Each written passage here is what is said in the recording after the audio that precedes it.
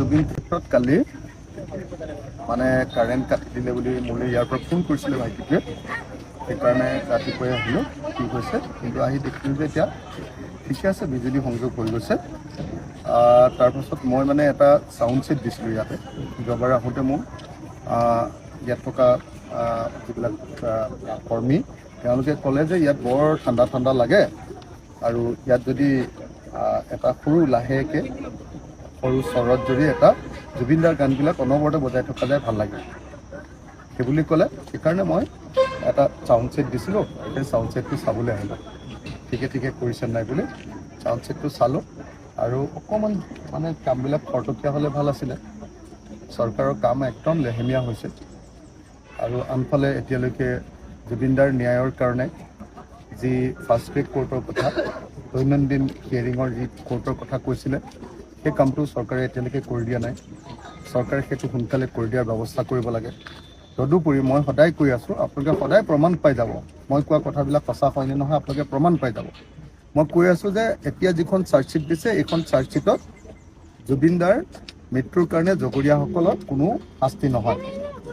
যদি সঁচাকৈ শাস্তি হ'ব লাগে আৰু এডিশ্যনেল চাৰ্জশ্বিট দিব লাগে। একদম ফিল্ডত গৈ গোটেই বস্তুখিনি চাই তাৰ পৰা প্ৰুফ কৰি বস্তুখিনি দিব লাগিব। যি জেগাত ঘটনা ঘটিছে সেই জেগাত তদন্ত নকৰাকৈ এনেই ওপৰুৱা কথা কৈ থাকি কেতিয়াও কাকো শাস্তি দিব নোৱাৰে। হিমন্ত বিশ্ব শৰ্মা চৰকাৰখনে আজি মই নিজে দেখিছোঁ যে তেওঁলোকে সিদ্ধাৰ্থ শৰ্মা আৰু আমাৰ কি মহন্ত আছিলে এজন শ্যাম কানু মহন্ত, সিদ্ধাৰ্থ শৰ্মা, তাৰপাছত সিদ্ধাৰ্থ গোস্বামী, শেখৰজ্যোতি গোস্বামী, এইবিলাকক বচাবৰ কাৰণে কাম কৰি আছে। এই চৰকাৰে জুবিনদাক ন্যায় নিদিলে। যদি ন্যায় দিবলৈ হয় দুটা কাম স্পষ্টকৈ কৰিব লাগিব। এক নম্বৰ হ'ল এখন এডিশ্যনেল চাৰ্জশ্বিট। কি কৈ আছোঁ, সদায় কৈ আছোঁ, সদায় চিঞৰি আছোঁ, এইটো নকৰিলে কেতিয়াও দুখীয়া শাস্তি নাপায়। এইখন চাৰ্জশ্বিটৰ পৰা নাপায়।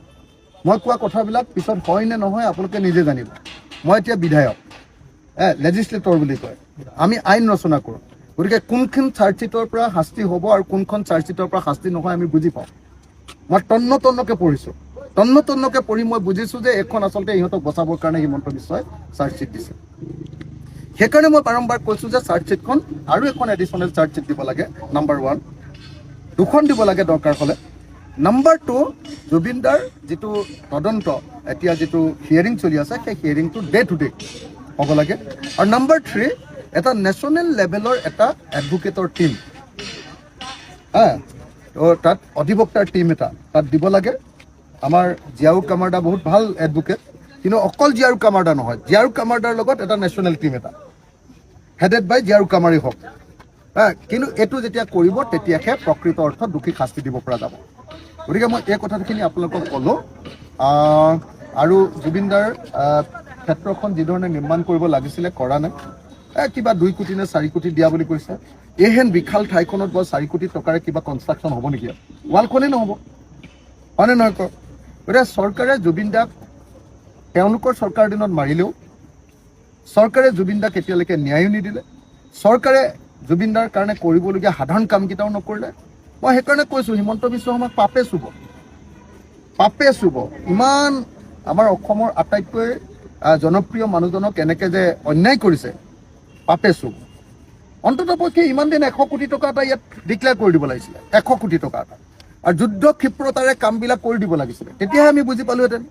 2 কোটি 5 কোটি ৱালকেইখনেই নহয়, 2 কোটি 5 কোটি টকাৰ জুবিনদাৰ প্ৰতি যি অন্যায় কৰিছে। আপুনি চাওকচোন, এইহেন সৰু ঘৰটো বনাবৰ কাৰণে ইমান দিন লাগে নেকি? আৰু দেখিবলৈ পোৱা গৈছে এই যিসমূহ ঘৰ আছে, এই ঘৰসমূহ বতাহ বৰষুণ দিলে জয়ী হৈ যাবৰ সামগ্ৰী। এতিয়া বৰষুণ দিলে আপোনালোকে চাবলৈ পাবচোন, ইয়াত কোনো মানুহ সোমাব নোৱাৰে নহয়। বৰষুণ দি দিয়াৰ লগে লগে জুবিন ক্ষেত্ৰত কোনো মানুহে সোমাব নোৱাৰিব।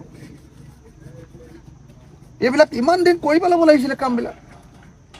চৰকাৰে কোনো ব্যৱস্থা, আপুনি চাওক, এতিয়া আমাক দি দিলে আমিয়ে কৰি দিম। যদি জুবিন ক্ষেত্ৰৰ দায়িত্বটো আমাক দিয়ে তেতিয়াহ'লে আমিয়ে কৰি দিম এইখিনি। পাৰ্মানেণ্ট ক'ত চেট বনাব লাগে, ক'ত কি বনাব লাগে, কালচাৰ কি কৰিব লাগে, আমি ব্যৱস্থা কৰি দিম। চৰকাৰে নিজেও নকৰে, কাকো সোমাবলৈও নিদিয়ে। ইমান দিন চাওকচোন বাৰু, মানে ইমান দিন এটা ইয়াত চাউণ্ড বক্স লাগে বুলি, চাউণ্ড ছিষ্টেম লাগে বুলি ভাবিব নোৱাৰা চৰকাৰ এখন থাকিব পাৰে নাই? জুবিন দা বিখ্যাত অকল গীতৰ কাৰণে মেইনলি, হয়নে নহয়? জুবিন দা আটাইতকৈ বিখ্যাত গীতৰ কাৰণে। সেই গীতৰ মানুহজনক যদি আমি গীতৰ মাজত নাৰাখি, হয়নে নহয়, তেতিয়াহ'লে অকলটো ইয়াত ইনকাম জিন্দাবাদ দিয়াই থাকিলে নহ'ব, গীতৰ মাজত তেওঁক ৰাখিব লাগিব। তাৰ কাৰণে চাউণ্ড ছেট এটা যদি চৰকাৰে দিব নোৱাৰে, মই যদি আহি দিবলগীয়া হয়, এইটো অন্যায় কথা হয়নে নহয় চৰকাৰ? সেইকাৰণে হিমন্ত বিশ্ব শৰ্মাই সঁচাকৈ জুবিন দাৰ প্ৰতি অন্যায় কৰিছে। এই কাপোৰ শীঘ্ৰে সলাবৰ কাৰণে মানে মই ভাবোঁ প্ৰথম কথা, এতিয়া বাৰিষা আহিলে বৰষুণ এজাক দিয়াৰ লগে লগে জুবিন ক্ষেত্ৰত কোনো সোমাব নোৱাৰিব।